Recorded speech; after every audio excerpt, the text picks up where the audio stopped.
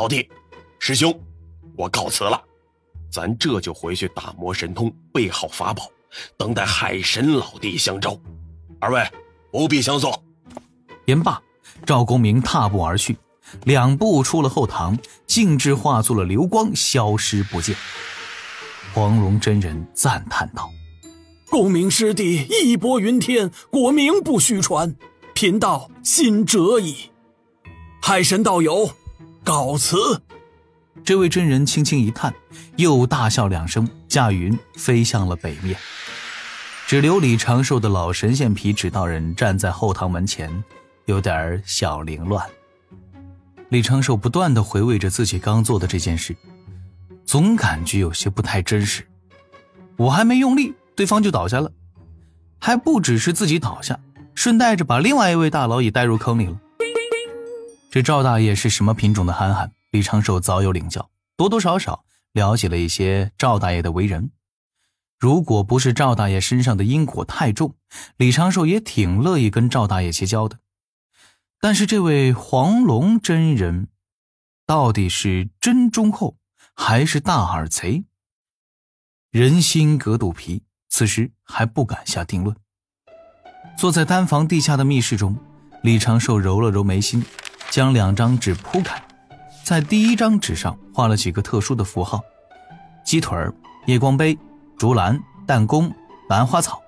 随后将这张纸放在了正前方，在第2张纸上画下了一堆小东西。一棵小树苗代表的是自家大法师，在居中的位置。小树苗底下坐着一只火柴人，代表李长寿自己，取树下好乘凉之意。接下来在小树左侧他画了个螃蟹，用这个表示横行无忌的赵大爷。螃蟹的后面还有3只海草，代表的是3霄仙子。其中一棵海草明显琢磨太多了一些，显得十分的生动，而另外2只海草就是一笔带过了。李长寿又画了一只缺腿的小鼎，代表秦丸，顶上9个点，代表金鳌岛10天君。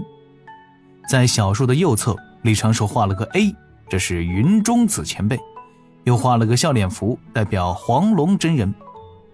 自己目前为止有过正面接触的3教圣人弟子，大概也就是他们了。纸张上还留了大片的空白的位置，像渡仙门的空虚掌门无忧道人，属于封神大劫边缘位置无名炮灰，就没什么必要写在这里面了。李长寿随之又补充了一颗灵芝，代表汉纸。在小树苗的下方画了一把拂尘，代指渡山门的开山祖师渡恶真人。虽然没有正面接触，但他跟这位真人因果深厚。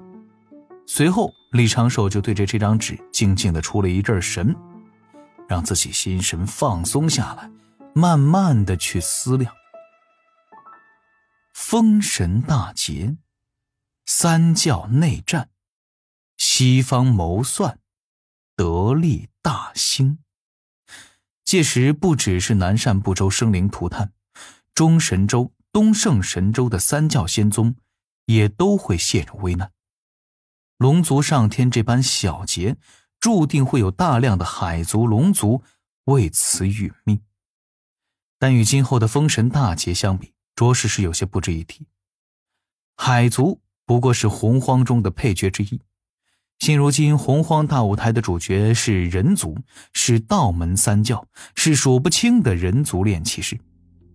李长寿对此了解越深，与天庭关联越多，此刻越是能够隐隐感觉到那股即将席卷5部洲3000世界的劫运已经在悄然酝酿。他推断封神大劫凡人死伤应该不会太多，属于南赡部洲比较正常的王权更迭，但是炼气士的死伤恐怕会无比惊人，甚至可能会堪比巫妖大劫时的生灵涂炭，不然何来量劫之说呢？没办法，这就是洪荒的风俗。每当天道老爷觉得生灵总体实力太强，天地快要承受不住，天道老爷就搞个大劫压一压。现在就想这些也没有用，应该还有不短的日子。大劫也非说来就来，最起码提前个几千年就该有一些预兆了。李长寿思索着自己近来在南海海神教与龙族之事上的布局与筹划，找一找有无隐患残留。每日三省吾身，可闻否？善稳哉？明儿闻否？细细地推演了一番，李长寿才站起身来，将这2张纸贴在了一侧墙壁上，用仙力封住。自己这个二教主大婚也不知能否顺利进行。李长寿并不喜欢与人交友，但既然已经是跟敖乙要好，那自己在不危及自身的前提之下，能拉一把肯定拉一把。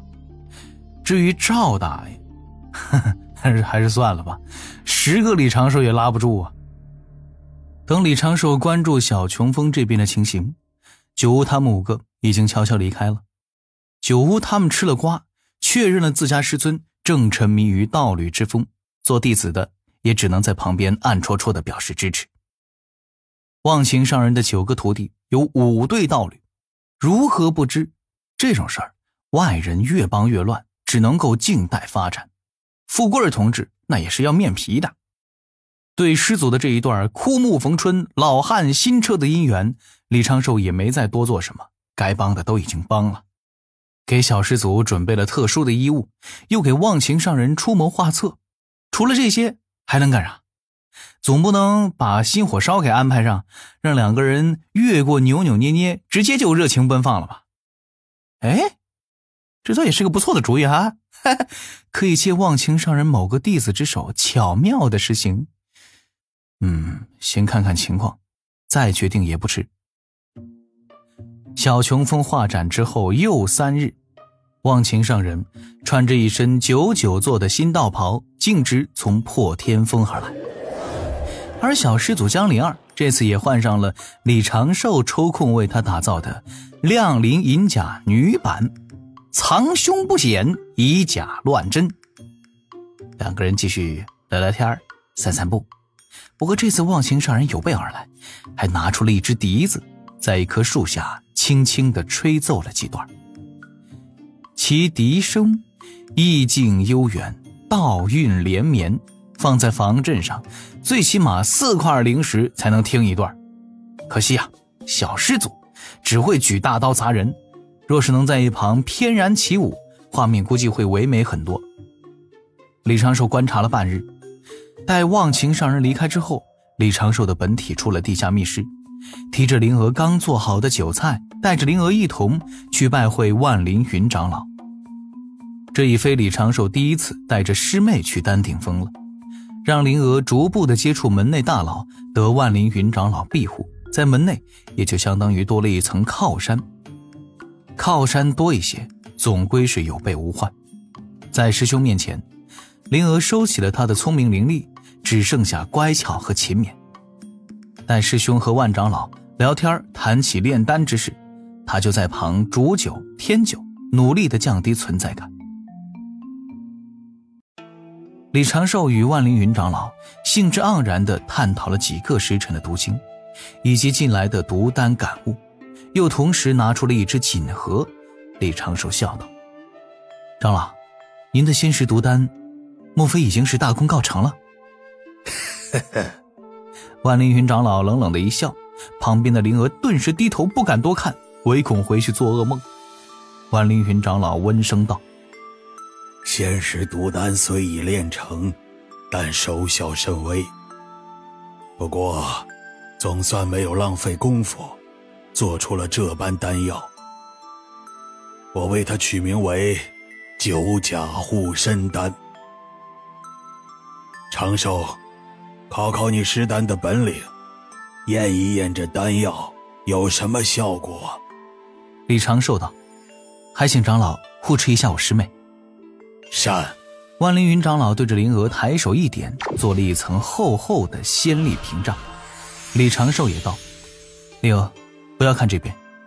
随之李长寿面色凝重，暗中调运仙力，护住自己的元神，收敛起仙识。他将锦盒打开，用模拟出的法力包裹手指，握住了这一颗龙眼大小的靛青色毒丹。一旁的万长老含笑注视着李长寿，那双老眼之中带着几分期待。很快，李长寿惊讶道：“长老，这丹药好厉害啊！其功效看似只是乱人6时，却直接作用于对方散出的仙识，让仙识自行混乱。若是将这毒丹带在身上，旁人查探自己时，也只会看到一团迷雾。这若是配合困阵迷阵来用，效果必然非凡。”万凌云长老眯眼笑着，满意的点点头，又道：“配合阵法之事，倒是我没想到过的。”李长寿由心赞叹：“长老当真大才。”万长老含笑点头，拿出了一只玉符递给李长寿，道：“这是丹方，以及一些已经验证过可互相替换的灵药毒草。”李长寿起身做了一个道揖，面露正色，将这玉符接了过来：“弟子多谢长老赐丹。”一旁的灵娥禁不住眨眨眼：“师兄都不推辞的吗？怎么直接就接了？”万凌云长老缓缓点头，目中带着几分欢喜，便不再多提此事。他看着李长寿拿出来的锦盒，言道：“你这是弄出来的什么新丹药？”“弟子正要呈给长老呢。”李长寿收起丹方，又做了一个道揖，便自顾自地坐回了炕上。他将锦盒打开，里面露出了3颗指尖大小的仙豆，随手拿出了一粒，施展撒豆成冰的神通，扔到了一旁。就听得啪的一声轻响，仙光凝成了一只身材魁梧的金甲兵卫。万凌云长老淡然道：“撒豆成冰，这神通我听人说起过，天罡36法之一。”李长寿笑着点点头，又取出了第2颗仙豆，将这颗仙豆用法力送到了万凌云长老面前。万长老捏住这颗豆子，仔细的体会，随之挑了挑眉：“丹药似乎不像。”李长寿不敢隐瞒，解释道：“弟子偶然冒出了一些想法，将仙豆放入了丹炉中，将它当作主材，配合一些灵药，用炼丹的手法炼制了一番，又保留了它的活性。长老请看。”李长寿将仙豆收回，对着门外的空地上一扔，双手催法，又一只身材魁梧的金甲兵卫缓缓站起。但是这兵卫的金甲之后，包括头发在内，浑身上下都是墨绿的，并且散发着一缕缕浅绿色的毒雾，这正是撒豆成冰，加料加绿版。万凌云长老眼前一亮，那僵硬的面容上表情渐渐地狰狞起来。妙！李长寿不好意思地笑了笑：“弟子只是取了一个巧。”“巧思最是难得，如何能以取巧而论？”万凌云长老直接起身，朝着屋外踏步而去，拄着铜皮拐杖，在那兵卫身周来回的转圈，表情也有些激动。“长寿啊！”“弟子在。”万凌云长老正色道：“我穷此余生，估计也只是再多留下几篇毒经，些许丹方，你却是开拓了毒丹之用途。”“长老，您折煞弟子了。”李长寿带着灵娥出了阁楼，示意灵娥跟在自己身后。外面那毒兵身上散发的剧毒，他碰到也会重伤。李长寿做了个道揖，言道：“长老，弟子有所请。”万凌云长老目不转睛地打量着这毒兵：“将来弟子能否占用长老您3-5年的时日？弟子想要提升这般仙斗毒兵的威力，但是弟子丹道造诣太浅，一时之间也难以再有收获，而弟子最迟10年之后就要用一批这般毒兵。”躲在师兄身后的灵娥闻言又不由得眨眨眼：“师兄是在故意给长老下套吗？为啥主动说这么多？”然而让灵娥措手不及的是，万凌云长老完全没有多问半个字，痛快的就点头答应了。好，我今日就开始琢磨。多谢长老。李长寿取出了2枚玉符，一枚记载了李长寿魔改后的撒豆成兵神通，一枚记载了他此前炼制毒仙豆的几张毒丹配方。随之，李长寿又取了一只宝囊，里面有300颗他昨日刚催熟的仙豆。万凌云长老将这些东西尽数收了起来，开始兴致勃勃地与李长寿讨论此法。一旁的灵娥自然听不懂这些了，只是乖巧地等着。从中午到日暮，又到深夜，李长寿带着灵娥回返小琼峰时，还在思索刚才万凌云长老给的一些小建议，心底有豁然开朗之感。这种精研之事啊，果然还是要交给专业技术过硬的大佬来做，方才能够事半功倍。李长寿离开之前也委婉表达了自己的要求，控制仙豆毒冰的成本。